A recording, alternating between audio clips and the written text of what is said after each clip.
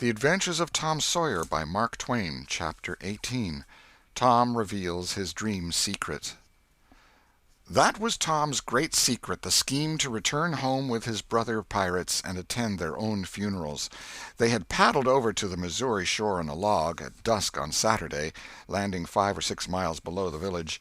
They had slept in the woods at the edge of the town till nearly daylight, and had then crept through back lanes and alleys and finished their sleep in the gallery of the church among a chaos of invalided benches. At breakfast Monday morning, Aunt Polly and Mary were very loving to Tom, and very attentive to his wants. There was an unusual amount of talk.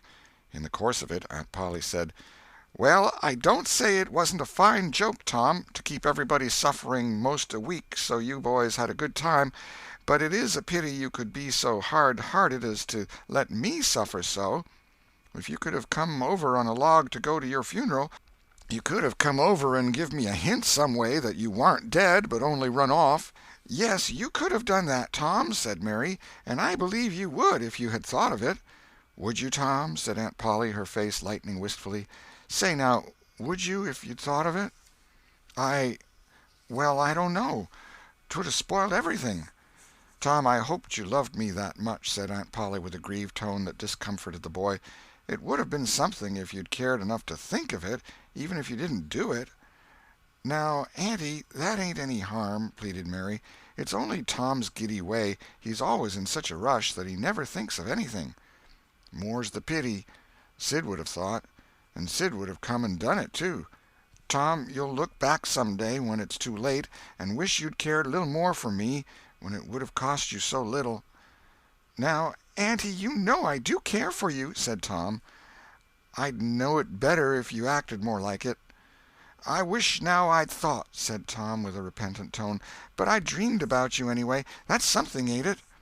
"It ain't much. A cat does that much. But it's better than nothing. What did you dream?" "Why, Wednesday night I dreamt that you was sitting over there by the bed, and Sid was sitting by the wood-box, and Mary next to him." "Well, so we did. So we always do.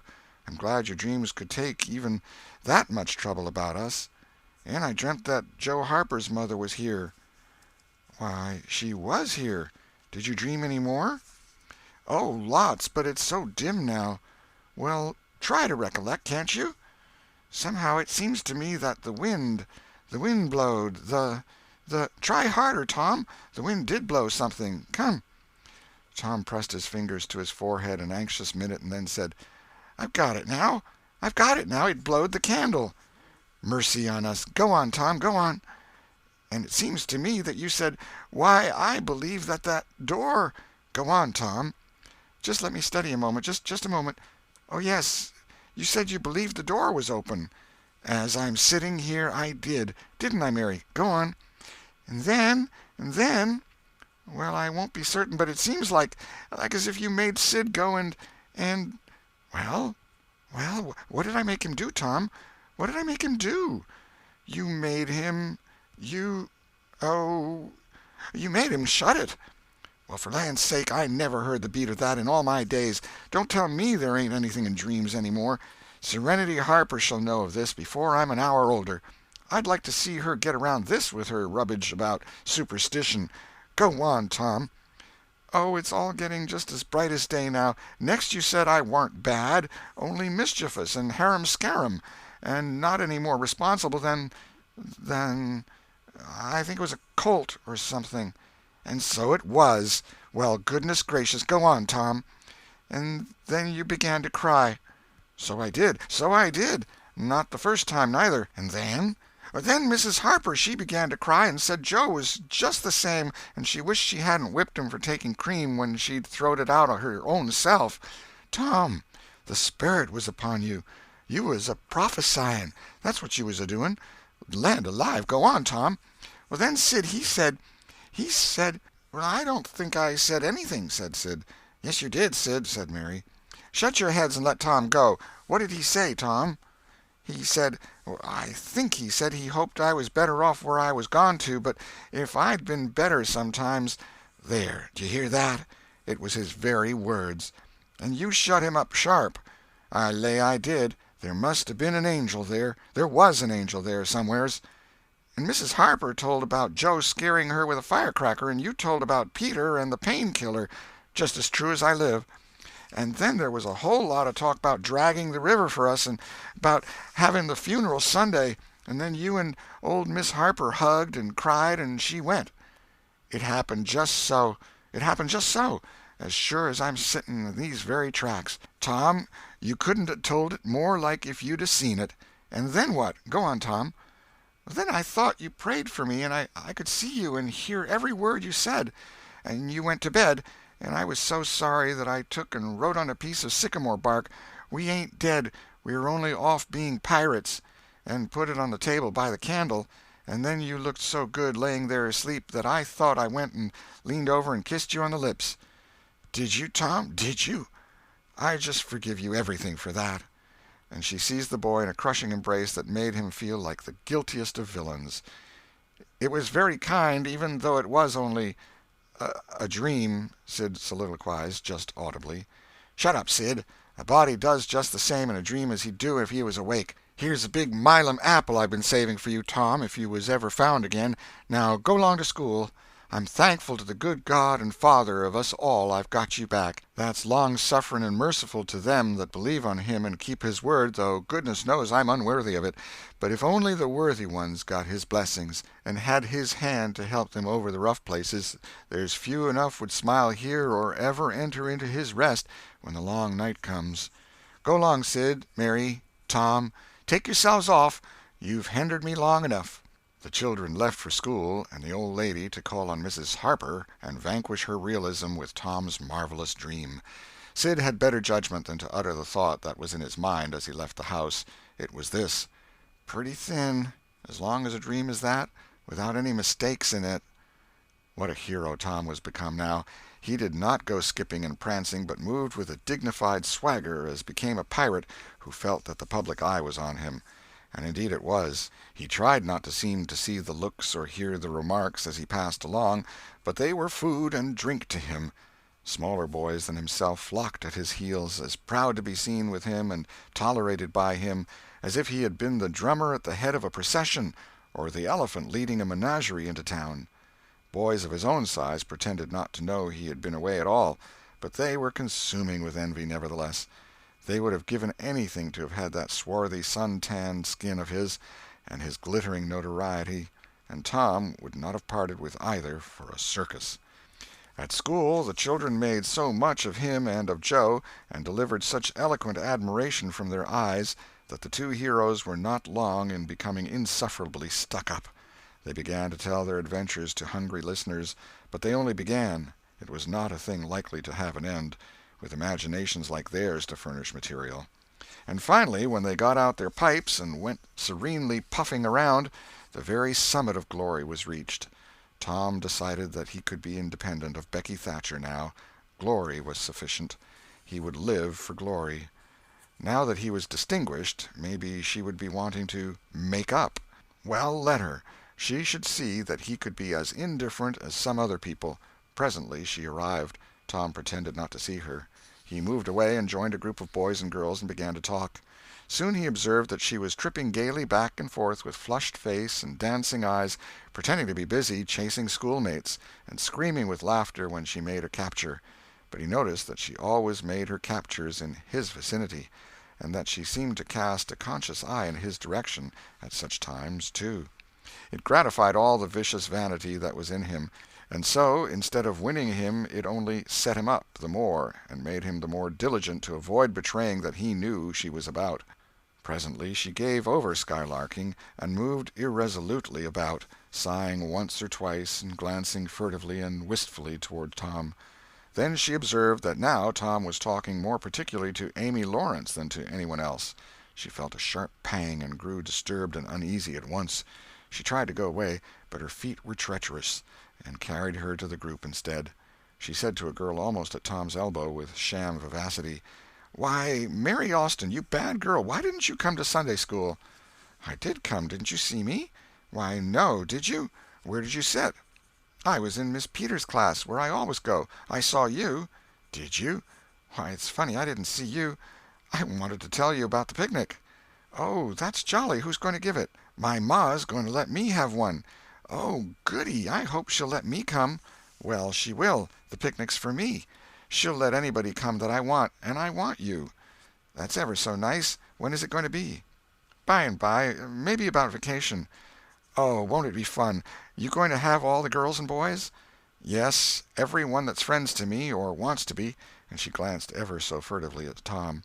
But he talked right along to Amy Lawrence about the terrible storm on the island, and how the lightning tore the great sycamore tree all to flinders while he was standing within 3 feet of it. "Oh, may I come?" said Gracie Miller. "Yes." "And me?" said Sally Rogers. "Yes." "And me too?" said Susie Harper. "And Joe?"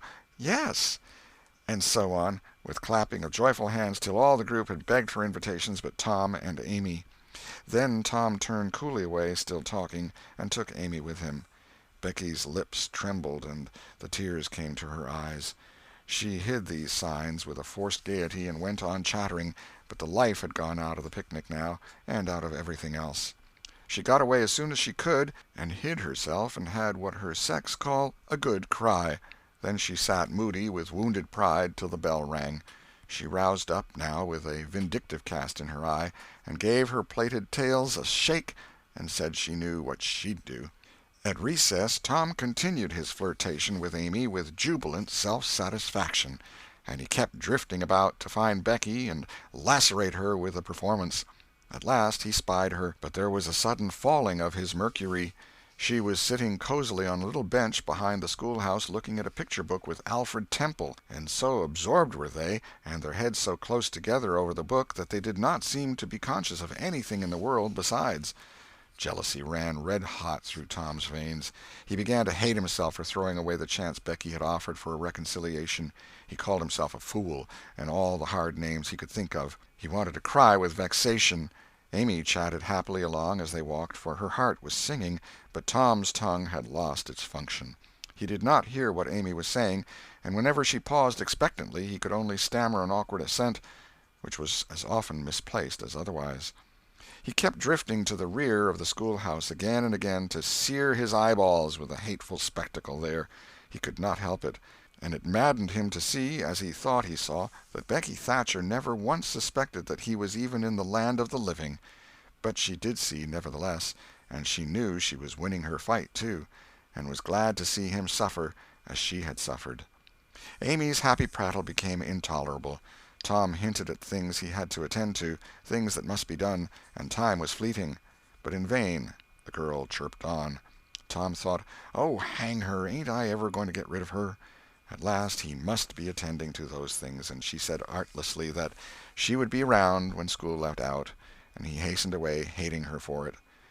Any other boy, Tom thought, grating his teeth, any boy in the whole town but that St. Louis smarty that thinks he dresses so fine and is aristocracy.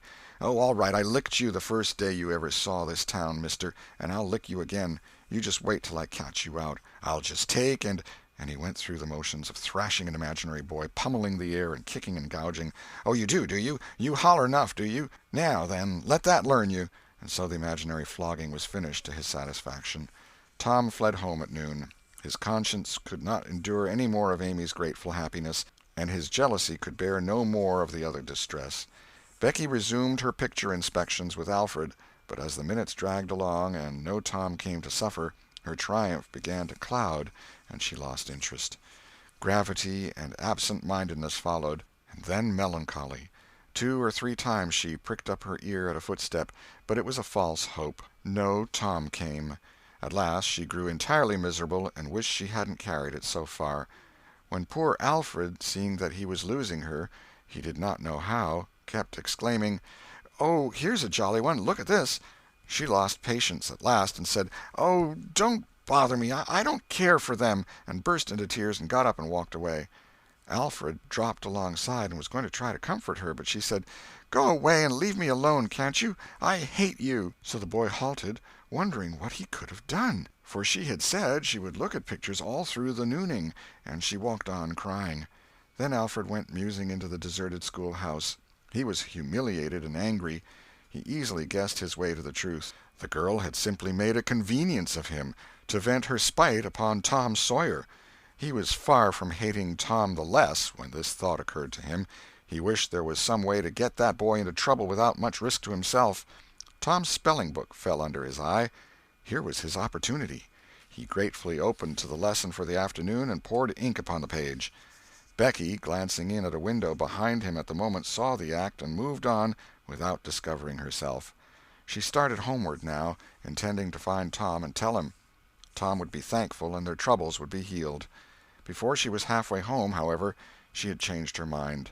The thought of Tom's treatment of her when she was talking about her picnic came scorching back and filled her with shame. She resolved to let him get whipped on the damaged spelling-book's account and to hate him forever into the bargain. End of Chapter 18. Chapter 19. The Cruelty of I Didn't Think. Tom arrived at home in a dreary mood, and the first thing his aunt said to him showed him that he had brought his sorrows to an unpromising market. "Tom, I've a notion to skin you alive."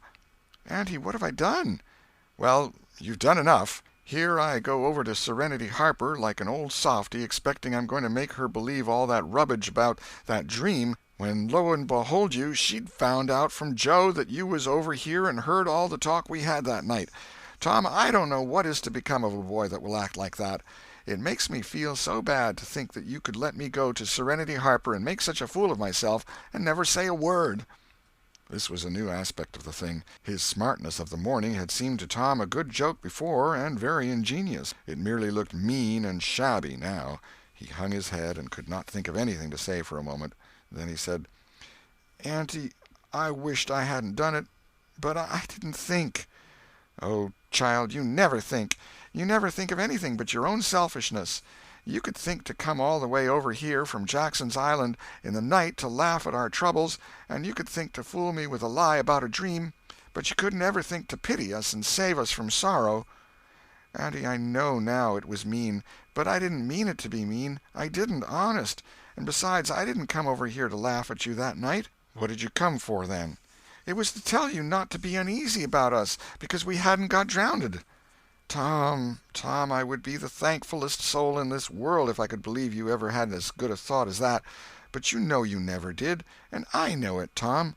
Indeed, I did, Auntie. I wish I may never stir if I didn't." "Oh, Tom, don't lie. Don't do it. It only makes things 100 times worse." "It ain't a lie, Auntie. It's the truth. I wanted to keep you from grieving. That was all that made me come." "I'd give the whole world to believe that. It would cover up a power of sins, Tom. I'd most be glad you'd run off and acted so bad. But it ain't reasonable. Because why didn't you tell me, child?" "Why, you see, when you got to talking about the funeral, I just got all full of the idea of our coming and hiding in the church, and I couldn't somehow bear to spoil it. So I just put the bark back in my pocket and kept mum." "What bark?" "The bark I wrote on to tell you we'd gone pirating. I wish now you'd waked up when I kissed you. I do, honest." The hard lines in his aunt's face relaxed, and a sudden tenderness dawned in her eyes. "Did you kiss me, Tom?" "Why, yes, I did." "Are you sure you did, Tom?" "Why, yes, I did, Auntie, certain sure." "What did you kiss me for, Tom?" "Because I loved you so, and you laid there moaning, and I was so sorry."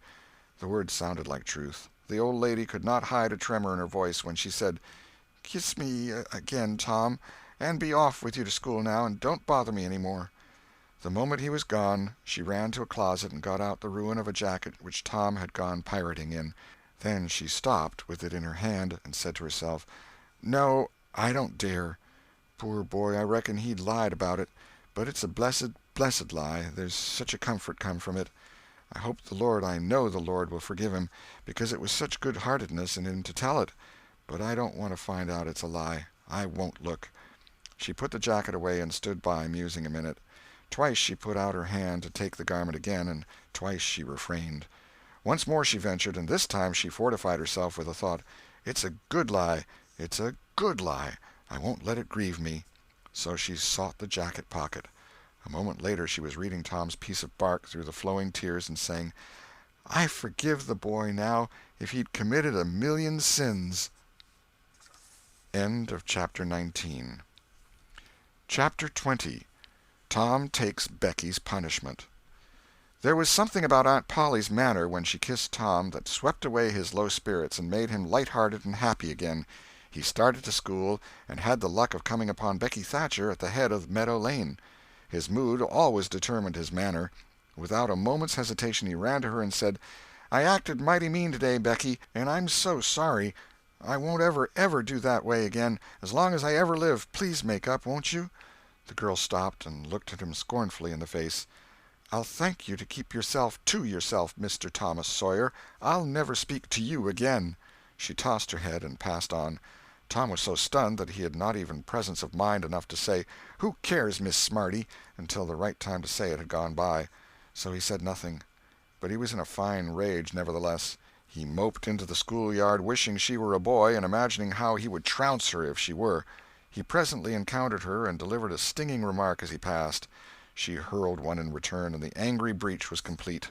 It seemed to Becky, in her hot resentment, that she could hardly wait for school to take in, she was so impatient to see Tom flogged for the injured spelling-book. If she had had any lingering notion of exposing Alfred Temple, Tom's offensive fling had driven it entirely away. Poor girl, she did not know how fast she was nearing trouble herself. The master, Mr. Dobbins, had reached middle age with an unsatisfied ambition. The darling of his desires was to be a doctor, but poverty had decreed that he should be nothing higher than a village schoolmaster. Every day he took a mysterious book out of his desk and absorbed himself in it at times when no classes were reciting. He kept that book under lock and key. There was not an urchin in school but was perishing to have a glimpse of it, but the chance never came.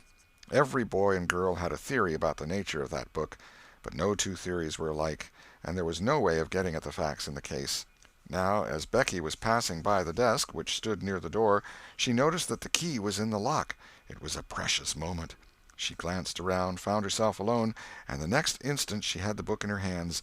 The title page, Professor Somebody's Anatomy, carried no information to her mind, so she began to turn the leaves. She came at once upon a handsomely engraved and colored frontispiece, a human figure, stark naked. At that moment a shadow fell on the page, and Tom Sawyer stepped in at the door and caught the glimpse of the picture. Becky snatched at the book to close it, and had the hard luck to tear the pictured plate half down the middle. She thrust the volumes into the desk, turned the key, and burst out crying with shame and vexation. "Tom Sawyer, you are just as mean as you can be, to sneak up on a person and look at what they're looking at. How could I know you was looking at anything? You ought to be ashamed of yourself, Tom Sawyer. You know you're going to tell on me, and what shall I do? What shall I do? I'll be whipped, and I never was whipped in school." Then she stamped her little foot and said, "Be so mean if you want to. I know something that's going to happen. You just wait and you'll see. Hateful, hateful, hateful!" And she flung out of the house with a new explosion of crying. Tom stood still, rather flustered by this onslaught. Presently he said to himself, "What a curious kind of a fool a girl is. Never been licked in school. Shucks, what's a licking? That's just like a girl. They're so thin-skinned and chicken-hearted. Well, of course I ain't going to tell old Dobbins on this little fool, because there's other ways of getting even on her that ain't so mean. But what of it? Old Dobbins will ask who it was tore his book. Nobody'll answer. Then he'll do just the way he always does, ask first one and then t'other, and when he comes to the right girl he'll know it, without any telling. Girls' faces always tell on them. They ain't got any backbone. She'll get licked. Well, it's a kind of a tight place for Becky Thatcher, because there ain't any way out of it." Tom conned the thing a moment longer, and then added, "All right, though. She'd like to see me in such a fix. Let her sweat it out." Tom joined the mob of skylarking scholars outside. In a few moments the master arrived, and school took in. Tom did not feel a strong interest in his studies. Every time he stole a glance at the girl's side of the room, Becky's face troubled him. Considering all things, he did not want to pity her, and yet it was all he could do to help it. He could get up no exultation that was really worthy the name. Presently the spelling-book discovery was made, and Tom's mind was entirely full of his own matters for a while after that. Becky roused up from her lethargy of distress and showed good interest in the proceedings. She did not expect that Tom could get out of his trouble by denying that he spilt the ink on the book himself, and she was right. The denial only seemed to make the thing worse for Tom. Becky supposed she would be glad of that, and she tried to believe she was glad of it, but she found she was not certain. When the worst came to the worst, she had an impulse to get up and tell on Alfred Temple, but she made an effort, and forced herself to keep still. "Because," said she to herself, "he'll tell about me tearing the book, sure. I wouldn't say a word, not to save his life." Tom took his whipping and went back to his seat, not at all broken-hearted, for he thought it was possible that he had unknowingly upset the ink on the spelling-book himself in some skylarking bout. He had denied it for form's sake, and because it was custom, and had stuck to the denial from principle. A whole hour drifted by. The master sat nodding in his throne. The air was drowsy with the hum of study. By and by Mr. Dobbins straightened himself up, yawned, and then unlocked his desk and reached for his book, but seemed undecided whether to take it out or leave it. Most of the pupils glanced up languidly, but there was two among them that watched his movements with intent eyes. Mr. Dobbins fingered his book absently for a while, then took it out and settled himself in his chair to read. Tom shot a glance at Becky. He had seen a hunted and helpless rabbit look as she did, with a gun leveled at its head. Instantly he forgot his quarrel with her. Quick, something must be done in a flash, too. But the very imminence of the emergency paralyzed his invention. Good, he had an inspiration. He would run and snatch the book, spring through the door, and fly. But his resolution shook for one little instant, and the chance was lost. The master opened the volume. If Tom only had the wasted opportunity back again. Too late. There was no help for Becky now, he said. The next moment the master faced the school. Every eye sank under his gaze. There was that in it which smote even the innocent with fear. There was silence while one might count 10. The master was gathering his wrath. Then he spoke. "Who tore this book?" There was not a sound. One could have heard a pin drop. The stillness continued. The master searched face after face for signs of guilt. "Benjamin Rogers, did you tear this book?" A denial. Another pause. "Joseph Harper, did you?" Another denial. Tom's uneasiness grew more and more intense under the slow torture of these proceedings. The master scanned the ranks of boys, considered a while, then turned to the girls. "Amy Lawrence." A shake of the head. "Gracie Miller." The same sign. "Susan Harper, did you do this?" Another negative. The next girl was Becky Thatcher. Tom was trembling from head to foot with excitement and a sense of hopelessness of the situation. "Rebecca Thatcher." Tom glanced at her face. It was white with terror. "Did you tear—" "No, look me in the face." Her hands rose in appeal. "Did you tear this book?" A thought shot like lightning through Tom's brain. He sprang to his feet and shouted, "I done it!" The school stared in perplexity at this incredible folly.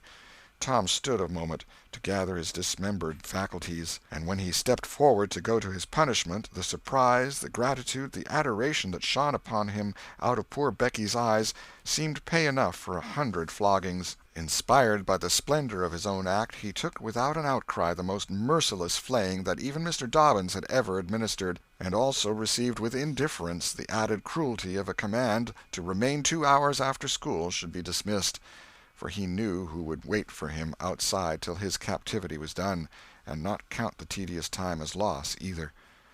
Tom went to bed that night planning vengeance against Alfred Temple, for with shame and repentance Becky had told him all, not forgetting her own treachery, but even the longing for vengeance had to give way soon to pleasanter musings, and he fell asleep at last with Becky's latest words lingering dreamily in his ear.